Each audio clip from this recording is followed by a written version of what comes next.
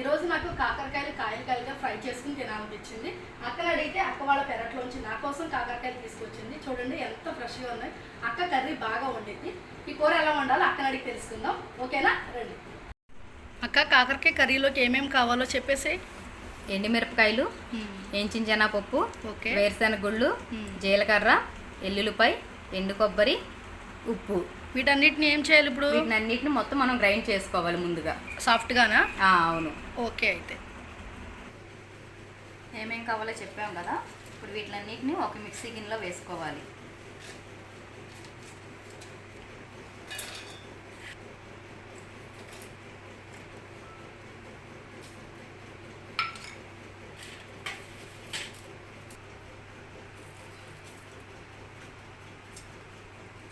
అవి పౌడర్ చేసేలోపు ఇప్పుడు ఈ కాకరకాయల్ని శుభ్రంగా పీల్ చేసుకుందాం. ఇలా పీల్ చేసుకుని శుభ్రంగా కడుక్కోవాలి. కాకరకాయల్లోకి కారం రెడీ అయిపోయింది. ఇలా చక్కగా పీల్ చేసుకోవాలి. అక్క, పీల్ చేయడం అయిపోయింది కదా, ఇప్పుడు ఏం చేయాలి? ఇలా సన్నగా ఘాట్లా పెట్టుకోవాలి కాయకి. అంటే మనం కారం పెట్టుకోవాలి కదా కాకరకాయల్లో, అందుకని ఇలా చక్కగా చిన్నగా ఇగో ఇలా ఘాట్లా పెట్టుకోవాలన్నమాట. ఓకే, ఇలా ఘాట్లా పెట్టుకుని పక్కన పెట్టుకోవాలి అన్ని కాయలన్నీ. ఇప్పుడు ఘాట్లు పెట్టిన కాయలన్నిటిని నీళ్ళలో వేసుకోవాలి. ఇలా నీళ్ళలో వేసుకుని శుభ్రంగా వీటిని కడుక్కోవాలి. ఇలా కడిగిన కాయని ఒక ప్లేట్లో తీసుకోవాలి. అక్క, నెక్స్ట్ ఇలా శుభ్రం చేసిన కాయల్ని ఒక గిన్నెలోకి తీసుకోవాలి.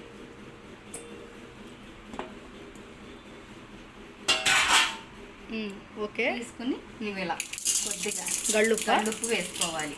ఎందుకక్క? వేసుకుని వీటి వల్ల ఏంటంటే కాయల్లో కొంతమంది కాకరకాయ చేదుగా ఉంటుంది కదా, చేదుగా ఉంటే కొంతమంది తినరు. కానీ ఈ గళ్ళుప్పు వేసి ఇలా కలపడం వల్ల ఏంటంటే దీంట్లో ఉన్న చేదంతా రసం అంతా బయటకు వచ్చేస్తుంది. దానివల్ల కాకరకాయ మన చేదు మొత్తం పోయి కాయ చాలా బాగుంటుంది. ఎంత తినని వాళ్ళు అయినా సరే తింటారనమాట. అందుకని ఇదిగో ఇలా చక్కగా ఇలా అనుకోవాలి కాయల్ని. అప్పుడు ఈ కాయల్లో ఉన్న చేదంతా పోతుంది, రసం అంతా పోతుంది అనమాట. చక్కగా ముందుగా స్టవ్ ఆఫ్ చేసుకొని ప్యాన్ పెట్టుకుని ఆయిల్ వేసుకోవాలి. ప్యాన్ వేడెక్కింది కదా, ఇప్పుడు కాయలన్నీ కూడా మనకి డీప్ ఫ్రై అవ్వడానికి 1/2 kg ఆయిల్ పైనే పడుతుంది.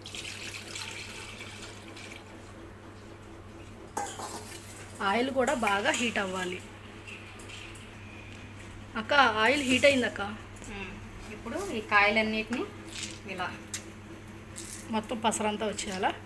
పసరంతా వచ్చేసేలాగా పిండుకుని ఇలా ఆయిల్లో వేసుకోవడం.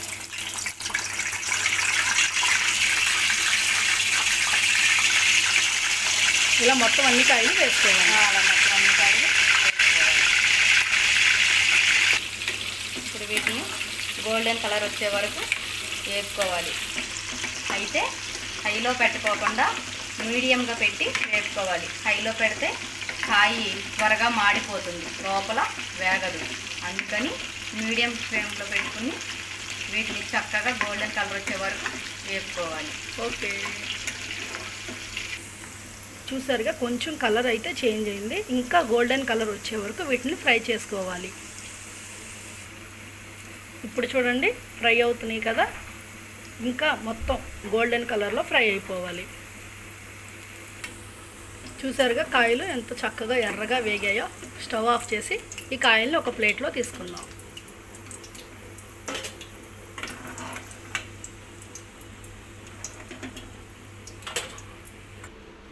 ఇంకా కాయలు ఇలా వేపుకున్న తర్వాత ఈ కారం మనం ముందుగా గ్రైండ్ చేసుకున్న కారం ఉంది కదా, ఆ కారాన్ని కాయల్లో ఇలా పెట్టుకోవాలి. స్టఫ్ చేసుకోవాలా? అవును.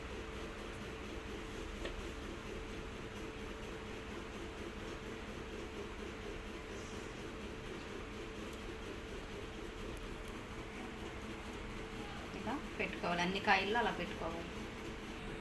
చూసారు కదా, కాయలు ఇలా స్టఫ్ చేసుకున్న తర్వాత ఇప్పుడు మనం ఈ కాయలన్నిటిని తాలింపు వేసుకుందాం.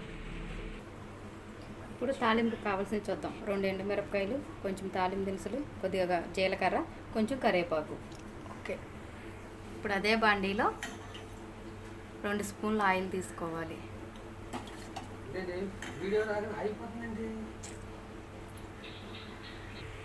వేడి వేడి అన్నం కూడా రెడీ అవుతుంది. ఇప్పుడు ఆయిల్లో 2 ఎండుమిరపకాయలు, కొద్దిగా తాలింపులు, జీలకర్ర, కరివేపాకు, చిటికెడు పసుపు కూడా వేసుకోవాలి.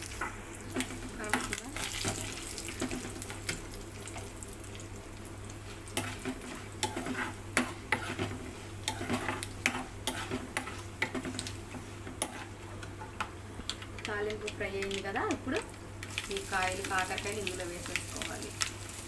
ఈ మిగిలిన కారం ఉంది కదా, ఇదంతా ఇలా పైన చల్లుకోవాలి.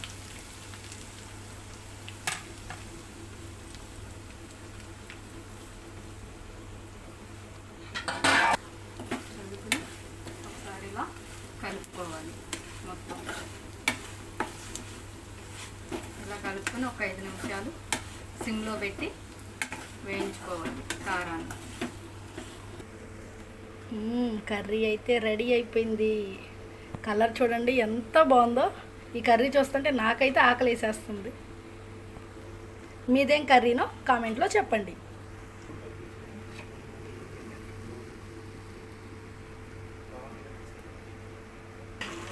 చూసారుగా ఫ్రెండ్స్, కారం అయితే ఫ్రై అయిపోయింది. అక్క స్టవ్ ఆఫ్ చేసేసింది. ఎంత కలర్ఫుల్గా చక్కగా కర్రీ చాలా టేస్ట్గా ఉంటుంది. ఈ ప్రాసెస్లో ఒకసారి మీరు కూడా ట్రై చేసి ఎలా వచ్చిందో నాకు కామెంట్ చేయండి. వేడివేడి అన్నం కాకరకాయ కర్రీ చాలా బాగుంది. ఒకసారి మీరు కూడా ట్రై చేయండి. ఫస్ట్ టైం నా ఛానల్ చూస్తున్నట్లయితే ప్లీజ్ సబ్స్క్రైబ్ చేయండి, లైక్ చేయండి, షేర్ చేయండి. Okay, by. నెక్స్ట్ వీడియోలో కలుద్దాం.